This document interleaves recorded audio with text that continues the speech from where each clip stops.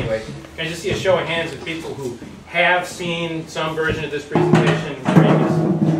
Okay, it's about half, which wasn't, that's pretty good. All right, so this is a slightly shortened version out of deference to the folks who've already sat through it before.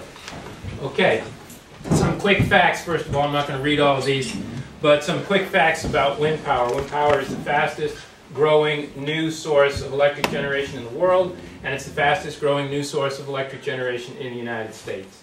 Looking down at the bottom here, the United States capacity, which is small compared to everything that we have out there, but it's growing very, very fast. It was up 50% over 2007 and 2008.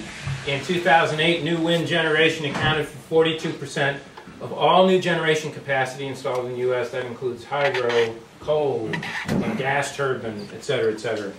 And last year, 2008, wind power projects totaled $17 billion in investment in the U.S. economy across the nation. So what you're seeing here is a slice of what, to a large degree, is happening all across the country, because wind power has basically come of age. It's economically viable, and it is it's considered, basically, it's the wave of the future. This is too small for you to see, but it's a map that shows in the darker states are the ones with higher generation capacity of wind power. Texas leads the nation with over 7,000 megawatts. California, 2,500. I'm fascinated by Iowa, almost 2,800 megawatts. This was last year.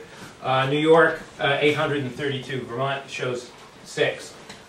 So again, you can get a sense of, at least, you can just look at the colors, if you will, or the intensity of the colors, and see, where most of the investment is being made in the country nowadays.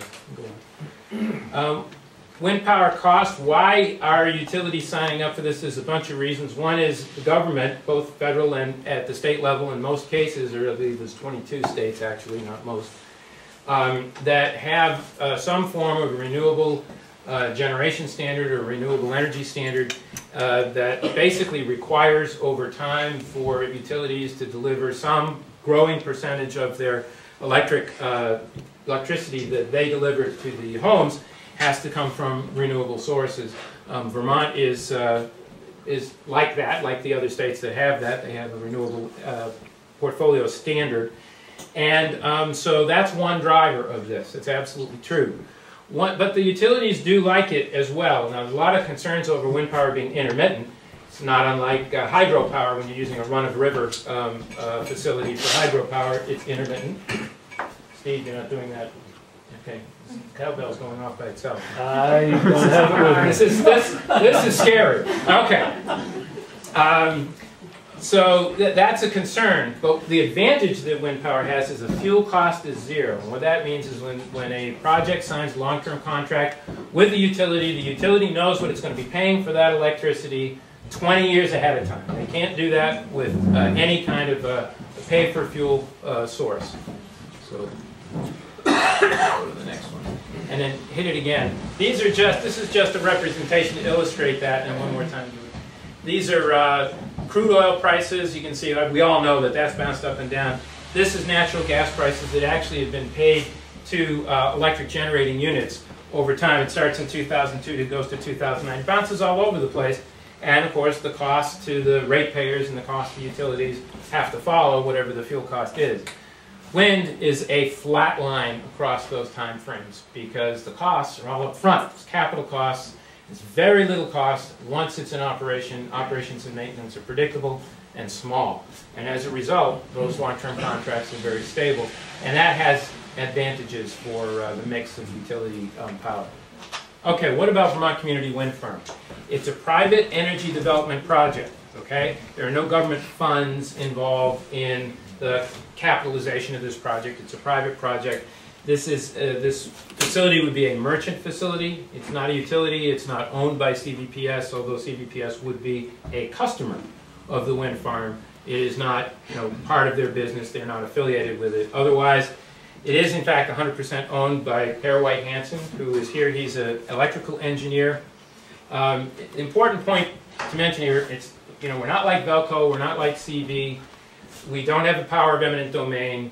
If a property owner, landowner, does not want wind farm facilities, roads, or any construction or anything on their property, we have no authority to require it. We can't go to court and force it.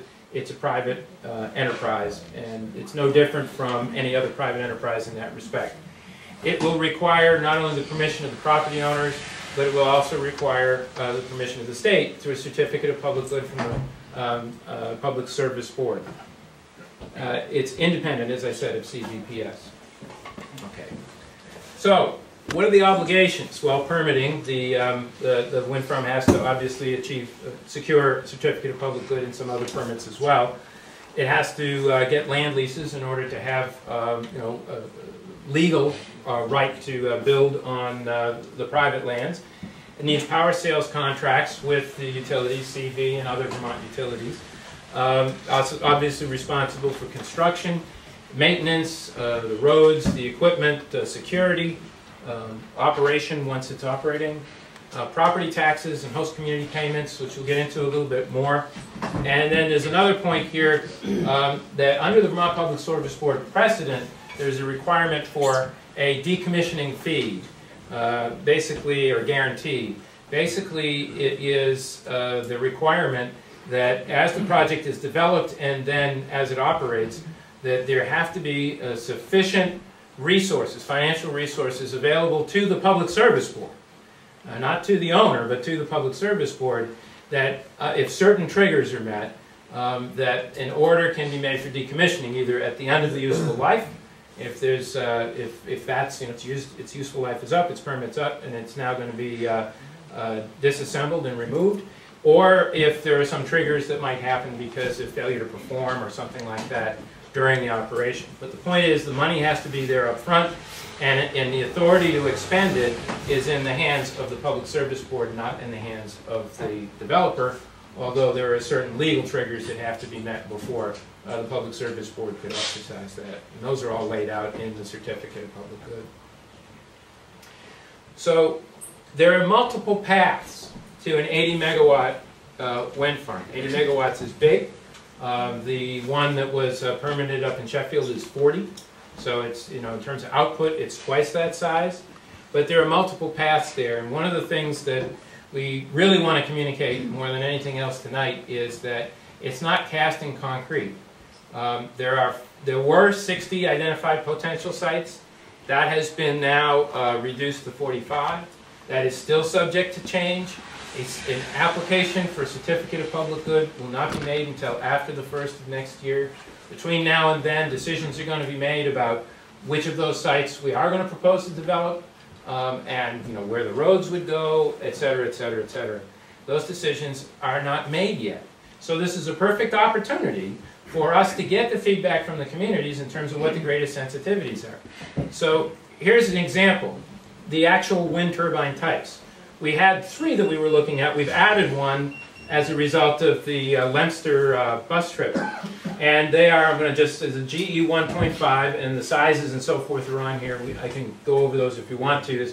But then there's a Siemens 2.3 megawatt, a GE 2.5 megawatt, and a Gamesa 2.0 megawatt, which was added recently as an option to be considered. One of the things that's important here, these are different physical sizes. But there's a possibility that different sizes can be mixed in the same project. Some locations might be more appropriate for a larger turbine. Some locations might not be appropriate for a larger turbine. And so it's possible that they could be mixed. We go to the next one. And here are just a few. There's dozens of permutations of this, but here are a few examples of ways to get to 80 megawatts with different numbers of turbines. You could do 45. Which is the current number of potential sites, with 32 at a 1.5 and 13 at a 2.5. You could do 40 sites at a 2.0, you could do 35 at a 2.3, you could do 32 at a 2.5. All of those will get to 80 megawatts. But there are different numbers of sites and different sizes of turbines or mixes of them. And again, that's just an example of kind of what we're thinking about and thought process here and looking at from an engineering perspective, but also from a community acceptance perspective. We need to hear from you.